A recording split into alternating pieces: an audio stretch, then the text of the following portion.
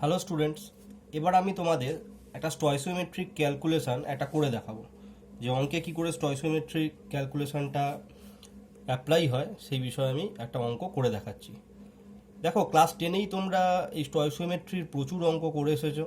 আমি চাই যে তোমরা সেই অঙ্কগুলো আবার রিভাইজ করো, অঙ্কের কোনো পরিবর্তন নেই।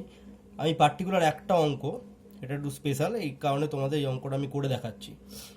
দেখো, এখানে প্রবলেমের স্টেটমেন্টটা কি বলেছে, বলছে যে 25.4 গ্রাম আয়োডিন এবং 14.2 গ্রাম ক্লোরিন পরস্পর রিয়াকশন করে আইসিএল ও ICl3 একটা মিক্সচার প্রডিউস করছে। বলছে যে ওই মিক্সচারে ICl এবং ICl3-র যে মোল নাম্বারের রেশিও সেটা তোমাকে ডিটারমাইন করতে হবে। তোমাকে আয়োডিন আর ক্লোরিনের মলিকুলার ওয়েট বলে দিয়েছে। এবার দেখো, এবার আমি দেখছি যে আয়োডিন তার মোল নাম্বারটা অর্থাৎ মোল সংখ্যাটা কত সেটা আমি বার করছি। দেখো এখানে 25.4 গ্রাম আয়োডিনে যে মোল সংখ্যা সেটা নিশ্চয়ই যতটা গিভেন অ্যামাউন্ট ডিভাইডেড বাই ওর মলিকুলার ওয়েট, সেটা আমি করে পেয়েছি 0.1।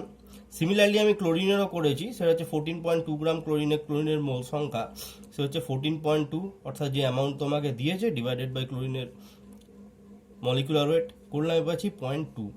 এবার দেখো, রিয়াকশানটাকে আমাকে করতে হবে। এখানে একটা ব্যালেন্স রিয়াকশানটাই আমি করেছি যে I2 + 2Cl2 = ICl + ICl3।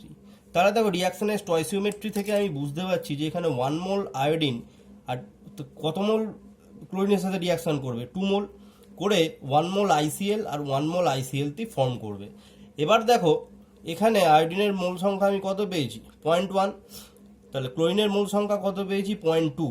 দেখো, 1 মোল যখন রিয়াকশান করতো আয়োডিনের সাথে তার রিকোয়ারমেন্ট ছিল 2 মোল ক্লোরিন। তাহলে এখানে যদি 0.1 মোল নিই তাহলে ঠিক তার 2 টাইমস আমার ক্লোরিনের রিকোয়ারমেন্ট হবে। তো আমার ক্লোরিনের রিকোয়ারমেন্ট যেটা সেটা হচ্ছে 0.2। দেখো, তোমায় কিন্তু এক্স্যাক্টলি 0.2 মোলই কিন্তু আছে এখানে।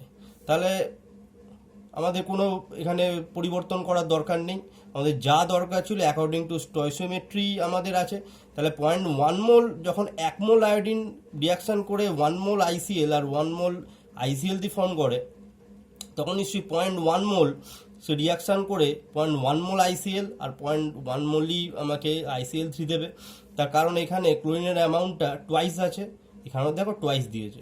তাহলে ICl আর ICl3 এদের মোল সংখ্যার যে রেশিও সেটা হচ্ছে 0.1:0.1, দ্যাট ইজ 1:1। এটাই আমাদের অ্যান্সার।